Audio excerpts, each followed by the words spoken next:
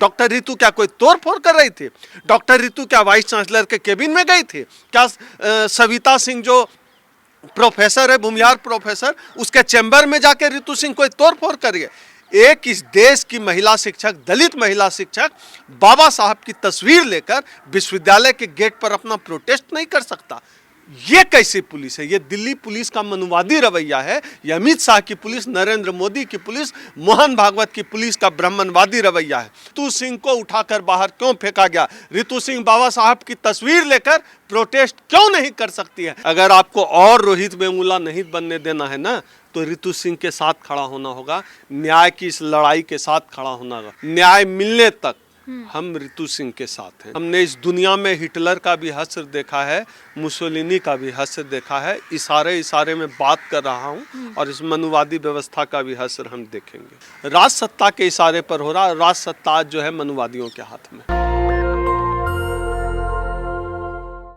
Doctor Ritu कई दिनों से धरने पर बैठी थी, लेकिन आज सुबह ये खबर आई कि पुलिस ने उनके सारे जो टेंट लगा रखे थे, वहाँ की सारी व्यवस्था जो वो जहाँ पर वो सोती थी, रहती थी पूरे दिन, वो फ्रेश होने के लिए गई सुबह, और उतने में ही पुलिस ने सारा कुछ हटा दिया, सबको भगा दिया। उनके साथियों को भी पुलिस लेकर गई थी, कई घंटों तक उनके साथ रही।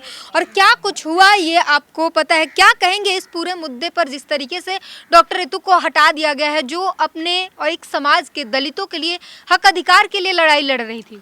देखिए, ये डॉक्टर रितु का मामला कोई पहला मामला नहीं है।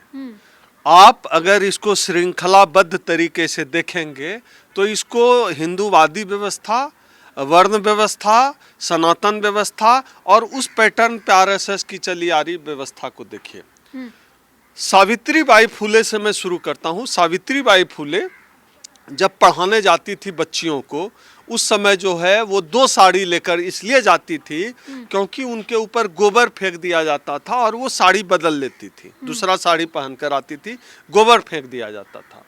उसके बाद श्रृंखलाबद्ध तरीके से देखिए, मैं सीधे चलाता हूं 2022 में, डॉक्टर रतन लाल की घटना किसने नहीं देखी?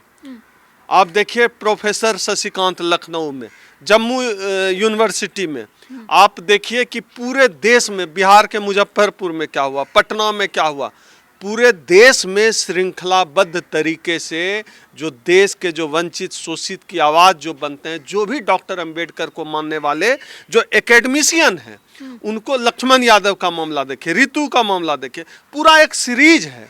और ख़ास तौर पे जब से देश में मनुवादी सरकार आई है, जब से देश में जो है आरएसएस बीजेपी की सरकार आई है, तब से ये श्रृंखलाबद्ध तरीके से यह बढ़ गया है मामला। अब आज ताज़ा मामला है, आज डॉक्टर रितु को किस तरह उठाकर फेंक दिया गया। क्यों भाई? क्या एक दलित लड़की न्याय के लिए कहाँ जाएगी? सड़क पर बैठी। आप सड़क पर नहीं, इस देश में एक नागरिक जो बाबा साहब की तस्वीर लेकर सड़क पर अपना प्रतिरोध करना चाहे, नहीं कर सकता। डॉक्टर रितु क्या कोई तोड़फोड़ कर रही थी? डॉक्टर रितु क्या वाइस चांसलर के केबिन में गई थी? क्या सविता सिंह जो प्रोफेसर है, भूमिहार प्रोफेसर, उसके चैम्बर में जाके रितु सिंह कोई तोड़फोड़ करिए? एक इस देश की महिला शिक्षक, दलित महिला शिक्षक बाबा साहब की तस्वीर लेकर विश्वविद्यालय के गेट पर अपना प्रोटेस्ट नहीं कर सकता। ये कैसी पुलिस है? ये दिल्ली पुलिस का मनुवादी रवैया है। ये अमित शाह की पुलिस, नरेंद्र मोदी की पुलिस, मोहन भागवत की पुलिस का ब्राह्मणवादी रवैया है। सविता सिंह के खिलाफ अरेस्ट वारंट का मामला है, उनकी गिरफ्तारी होनी चाहिए। National commission for schedule caste ने लिखा, पुलिस में मामला दर्ज है, कोर्ट ने कहा, बावजूद इसके जो प्रोफेसर सविता है, सविता रॉय, उसको गिरफ्तार नहीं कर रही है, जिसने दलित उत्पीड़न किया, साबित हो गया, नकली कागजात प्रस्तुत किए, उसको गिरफ्तार नहीं कर रही है। और जो न्याय के लिए बैठी हुई एक दलित लड़की डॉक्टर अंबेडकर की तस्वीर लेकर, उसको उठाकर आप फेंक दे रहे हैं। क्यों भाई? क्या यह देश, मैं आपके चैनल के माध्यम से इस देश के लोगों से भी पूछना चाहता हूं, कोई मुझे बताए, क्या भारत देश डॉक्टर अंबेडकर की तस्वीर लेकर अपनी बात कहने का हक नहीं है हमें? डॉक्टर अंबेडकर को मानने वालों का यह देश नहीं है क्या? अगर यह देश डॉक्टर अंबेडकर को भी मानने वालों का है, तो रितु सिंह को उठाकर बाहर क्यों फेंका गया? रितु सिंह बाबा साहब की तस्वीर लेकर प्रोटेस्ट क्यों नहीं कर सकती है? लक्ष्मण यादव को बाहर क्यों किया गया? रतनलाल यादव, डॉक्टर रतनलाल का प्रमोशन क्यों रुका हुआ? मैं यह पूछना चाहता हूं। प्रोफेसर रविकांत की पिटाई हुए दोषियों पर कार्रवाई क्यों नहीं हुई? मैं यह पूछना चाहता हूं। यह देश हमारा नहीं है क्या?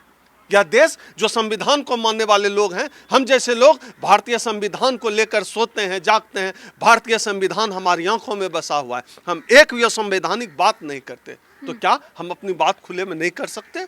हम अपना विरोध भी जाहिर शांतिपूर्ण तरीके से नहीं कर सकते, तो हम कहाँ जाएं?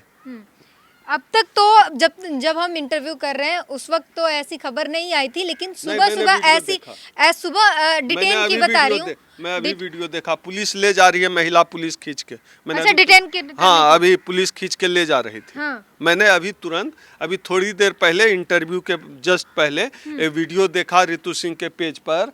दिल्ली पुलिस की महिला पुलिस बुरी तरीके से जैसे किसी चोर और अपराधी को घसीट कर ले जाते हैं, वैसे दिल्ली पुलिस जो है रितु सिंह को घसीट कर ले जा रही। रितु सिंह कोई अपराधी है क्या? क्या अपराध है रितु सिंह का? कोई बता दे। दिल्ली पुलिस बताए रितु सिंह का क्या अपराध है? क्या अपने लिए न्याय की मांग करना अपराध है? क्या बाबा साहब को मानना अपराध है? क्या भारतीय संविधान को मानना अपराध है?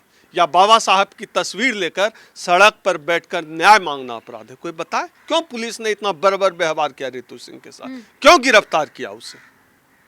वो डॉक्टर रितु जो है, सुबह ऐसी तस्वीर आई कि रो रो कर अपने समाज से कह रही है कि हमारा साथ दो, हमें रोहित वेमुला बनने पर मजबूर ना करो, समय रहते आ जाओ। और वो पहले दिन से ही कह रही है ये बात।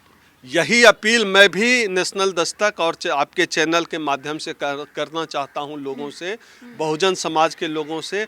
हमने रोहित वेमुला की मौत देखी है, सांस्थानिक हत्या देखी है। अगर आपको और रोहित वेमुला नहीं बनने देना है ना, तो रितु सिंह के साथ खड़ा होना होगा, न्याय की इस लड़ाई के साथ खड़ा होना होगा। न्याय की लड़ाई अकेले नहीं लड़ी जाएगी। रोज़ सुबह यह जो व्हाट्सएप पर हम लोग जय भीम का मैसेज भेजते हैं ना, वो अम्बेडकरवाद नहीं है। न्याय की इस लड़ाई में साथ खड़ा होना, बाबा साहब के सब बच्चे एक साथ एक मंच पर खड़े हो जाएं। आइए अन्याय के खिलाफ लड़ते हैं, न्याय के लिए लड़ते हैं, रितु सिंह के साथ खड़े हो। अब आप लोगों की क्या कदम होने वाली है, क्योंकि वहां पर धारा 144 लगा दी गई है, किसी को भी वहां पर एकत्रित होने की परमिशन नहीं है। अब आप लोग क्या करने वाले हैं? देखिए, आज तो पुलिस की यह कार्रवाई हुई है। हम लोग अब आपस में सारे लोग चर्चा कर लेते हैं और इस मामले में न्याय मिलने तक हम रितु सिंह के साथ हैं। न्याय मिलने तक देश का एक एक अम्बेडकरवादी, एक एक बहुजन संविधान को मानने वाला रितु सिंह के साथ है। अगर पुलिस को यह लगता है, मनुवादी शासन को यह लगता है कि रितु सिंह को वहां से हटाकर अन्याय के खिलाफ प्रतिरोध की इस आवाज़ को दबा देंगे, तो गलतफहमी में है। अन्याय के खिलाफ यह लड़ाई और मजबूत होगी।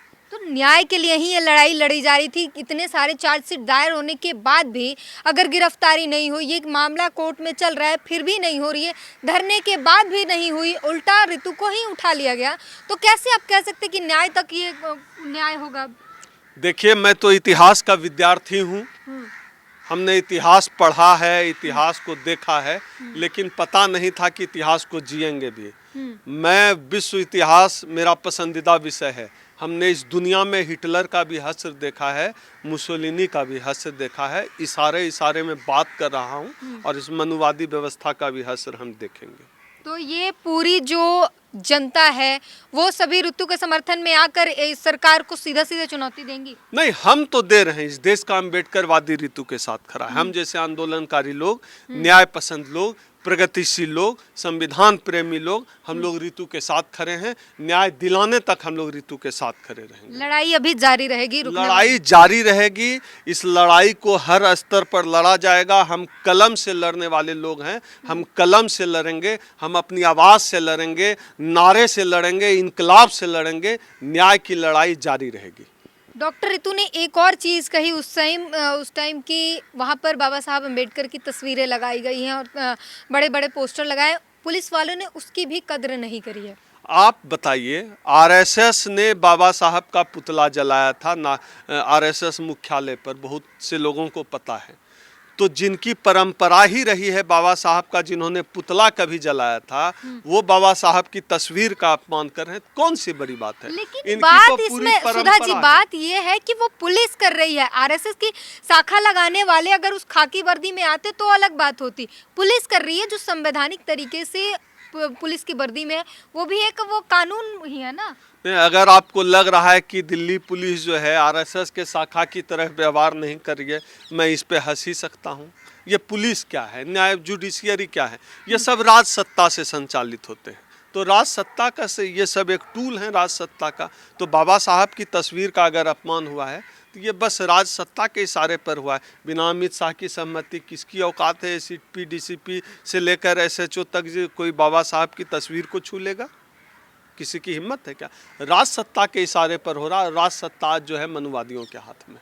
तो इन्होंने एक बड़ी बात कही कि जो दिल्ली की पुलिस है, फोर्स है, उसे आरएसएस चला रही है। अमित शाह की जो पुलिस है उसे आरएसएस के इशारों पर चलाया जा रहा है। इसीलिए बाबा साहब अम्बेडकर की फ़ोटो की भी इज्जत नहीं करी गई और डॉक्टर रितु को वहां से हटा दिया गया है। जो भी तस्वीरें आई सोशल मीडिया पर वायरल है, आप देख रहे हैं किस तरीके से डॉक्टर रितु है वो अपने समाज से समर्थन मांग रही हैं और लगातार ये कह रही हैं कि रोहित वेमुला बनने से पहले आ जाओ, उनका साथ दे दो। पूरी बातचीत पर अपनी प्रतिक्रिया जरूर दीजिए। कैमरामैन आशीष के साथ ब्यूटी गिरी, नेशनल दस्तक। नेशनल दस्तक की आपसे गुजारिश है कि अगर इसको बचाना चाहते हैं तो नेशनल दस्तक को सब्सक्राइब करने के लिए रेड कलर के सब्सक्राइब बटन को दबाएं, फिर बेल आइकन की घंटी दबाएं। नेशनल दस्तक को बचाने के लिए बहुत जरूरी है कि हर खबर को शेयर करें, लाइक करें, कमेंट जरूर करें।